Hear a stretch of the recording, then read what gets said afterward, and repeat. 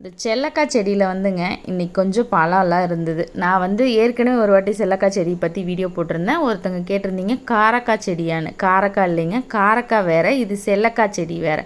இது வந்து ஒரு குட்டியோண்டு மரம் மாதிரி, சின்ன மரம் மாதிரி, குறு மரம் மாதிரி இருக்கும்.